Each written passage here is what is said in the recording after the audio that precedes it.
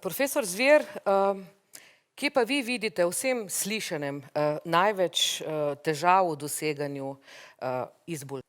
Hvala. Pravim, da je to tako heterogena populacija, da je nemogoče najti en skupen imenovalec za vse to. Recimo prej je bila magnetna resonanca, ne. Ja, v redu je, treba je, bi bil nekaj informativen film si tukaj da narediti, ne, ampak mogoče bi pa zraven bil na mestu še neko vodenje nekega psihologa, ker ko se enkrat uležeš tja noter, jaz sem videl precej teh magnetov, pa sem se en parkrat tudi ulegel noter, pa res ni fino tam ležati, ne. Pa te to recimo lahko preseneti, hočem reči, je treba potem več aspektov reči, ne. Pol recimo pri teh, pol recimo informacije toliko imamo za nekoga, ki jih išče, da ni res, a ne, recimo. Včasih recimo naj povem moje bolezni, ne, tele naše, velikost vranice ali pa število trombocitov, ne, vranica je vseeno, če se zmanjša, ko je enkrat velika, če se zmanjša v enem letu ali pa v pol leta, neke razlike ni. Pa število trombocitov 50 pa 100, a ne, pa da se normalizira recimo v pol leta ali pa v enem letu, je to čisto vseeno. Ampak spet, a ne, bo pa nekje zapisano na nekem materialu, ki je ponavadi pod kontrolo tistega, ki ta zdravila proizvaja ali pa te zdravstvene usluge, da je to ključnega pomena.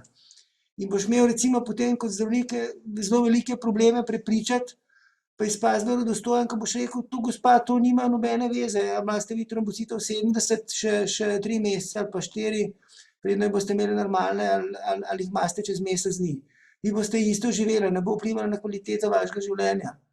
In hočem reči, da ne, tule je toliko stvari prepletenih, da jaz dejansko mislim, da je treba, da je tisto osnovno, kar je treba povsod se lotevati, zaupati zdravniku, najti si nekoga, ki mu zaupaš in ga vprašati o vseh stvareh, a ne.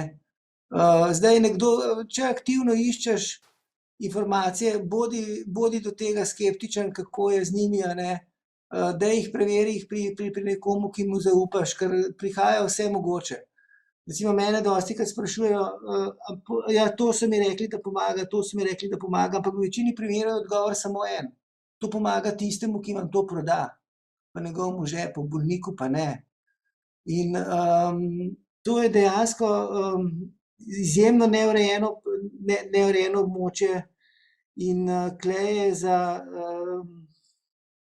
razne dvomljive metode pa nasvete bolnikom, ki so pa usmerjeni dostikrat v to, da nekdo s tem zasluži izjemno velik potencial. In tako, je pa tako, bi pa na tej točki še nekaj omenil, a ne. Jaz mislim, da je treba, da mora zdravnik bolniku povedati vse o njegovi bolezni, a ne. Vse, kar ve on. Ker jaz pravim, bolnik je direktor samega sebe pa svojega življenja pa svojega zdravja. Mi smo pa tisti, a ne, ki mu moramo povedati, kaj lahko zanj storimo, a ne. Na koncu je odločitev njegova in naše je, da jo spoštujemo. Če se nam zdi, da mogoče ni optimalna, ga na to opozorimo, opravimo z njim še dodaten pogovor, ampak včasih se nekdo odloči tudi v svoje slabo proti vsem našim nasvetom. Poskusimo ga razumeti, nenazadnje, jaz sem se naučil zadnja leta spoštovati tudi take odločitve. Razumem človeški individuum, ki lahko vleče tudi neke za večino nas čudne odločitve. Ampak mislim, da je dejansko prihodnost v res odkritem razmerju bolnik-zdravnik, brez skrivnosti in z bolnikom, ki ima vodilno vlogo pri svojem zdravljenju. In je to tisto, kar nam lahko pripelje to raven odločanja pa sodelovanja med medicinskim osebjem in bolniki na neko novo platformo, ki jo pa še ne dosegamo ta hip. Kakšno vlogo pa ima tu časovna dimenzija, ker kljub vsemu vemo, da je... Glejte, časovna dimenzija, jaz bi tako rekel, a ne. Predstavljamo si samega sebe, da zbolimo, a ne, ali pa nekoga, ki ga imamo radi. Kaj naredimo? Težimo, a ne, skrbi nas, hodimo od enega do drugega. Pa zdaj pa, če nekdo drug zboli, pa hodi okrog mene, zakaj jaz ne bi storil za nekoga drugega tisto, kar pričakujem, da bo storil nekdo drug zame.